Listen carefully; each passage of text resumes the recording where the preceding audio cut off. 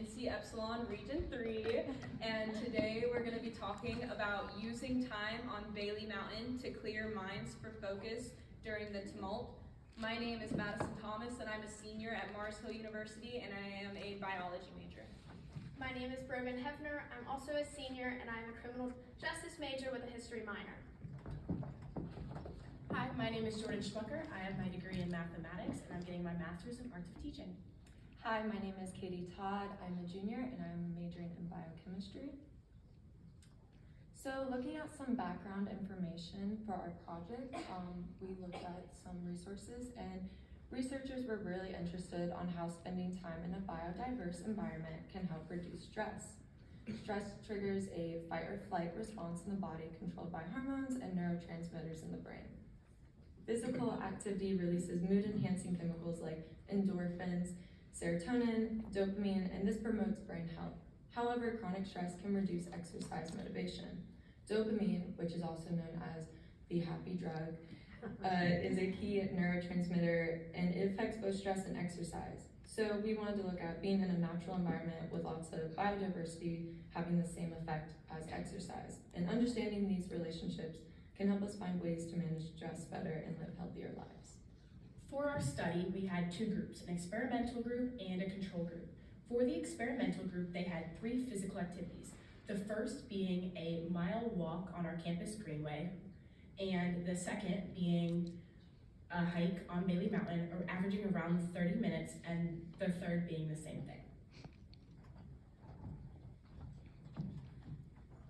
In order to learn more about why Bailey Mountain is protected and why it is useful, I interviewed Professor Bogus and President Tony Floyd. Professor Bogus is currently pursuing her PhD and is a teacher at Mars Hill University who has a passion for cliff lichen ecology. Professor Bogus told me that 200 acres of Bailey Mountain went on sale in the 90s, and the nonprofit Hoffman Foundation was able to purchase it to protect its biodiversity through fundraisers and support from Mars Hill's community. Bailey Mountain provides opportunity for hands-on experience, and it is full of biodiversity. The peak of Bailey Mountain is Mars Hill's town symbol, and it also provides our community with good habitat, continuity, and a watershed that provides us with clean water. Professor Bogus also said that being in nature is good for both mental and physical health, and that being in nature can relax your nervous system. Bailey Mountain also plays a role in becoming a Mars Hill student.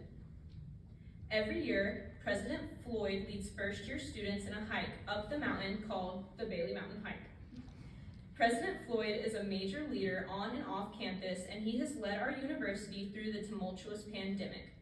When asked why he implemented the Bailey Mountain Hike, he said the idea was inspired by old alumni and a want to energize the student body. He also said creating a common experience for the student body and faculty fosters community, and the rite of passage that is the Bailey Mountain Hike is a metaphor for facing obstacles and teaches us that nothing is too big to overcome. Overall, President Tony said his favorite part of the hike is the line stretch, which, as you can see here, is where all of the Mars Hill mountain lions line up behind him and follow him up this hike to the peak of the mountain. This is him leading last year's hike.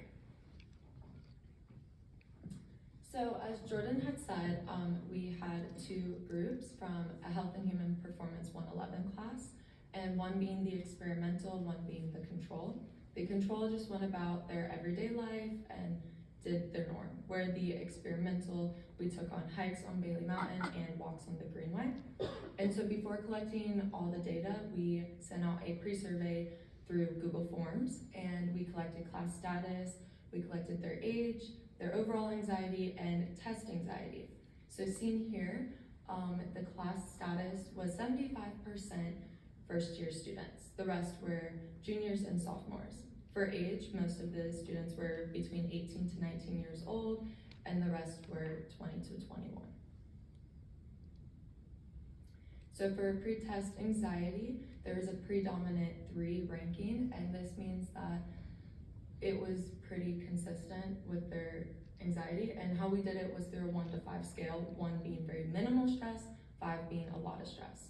And for our post-test anxiety, it fell between 1 through 3, with decrease of 4 and 5 after the hikes. So their pre-overall anxiety levels was again another predominant 3. For post-overall anxiety levels, we had it through 1 or 3 rankings. We did, however, have an increase in 5, and this was due to the post-surveys being sent out during midterms. Very unfortunate. However, these results helped us look at how being outdoors helped our groups with like anxiety, and saw how we could further use these in studies later on with their academics. As seen in Figure 1, a t-test was run on the means of overall anxiety levels from the post-survey data between our experimental group and our control group. The p-value from this was 0.43 rounded, which means that our results were not statistically significant when compared to our alpha level of 0.05, but this can be attributed to our small sample size. As seen in Figure 2, the p-value from this data was 0.36, and since this is greater than our alpha level of 0.05, this data was also statistically insignificant. We again contribute this to our small sample size. Although the p-values were not significant, the pre-data average anxiety level of 3.125 was higher than our post-data average of 3.067. Based on the insignificant p-values, our hypothesis that stated an increased time in nature will result in less anxiety in our students was unsubstantiated. Nevertheless, our volunteers reported that doing these hikes inspired them to become more active, was relaxing and stress relieving, and a good break from usual class monotony. For future study of our hypothesis, we recommend repeating the experiment with a larger sample size and making it a focus to ensure that data is properly collected from volunteers in both the experimental and control groups. Then, using the data to encourage people to take the necessary steps to improving their mental and physical well-being. Since being out on Bailey Mountain could show reduced levels of anxiety given a larger sample size, we think it's important for the community to continue their support in protecting Bailey Mountain and its biodiversity. Currently, Bailey Mountain is undergoing construction at the base of the mountain to add wheelchair accessible routes and an amphitheater and increased parking spaces.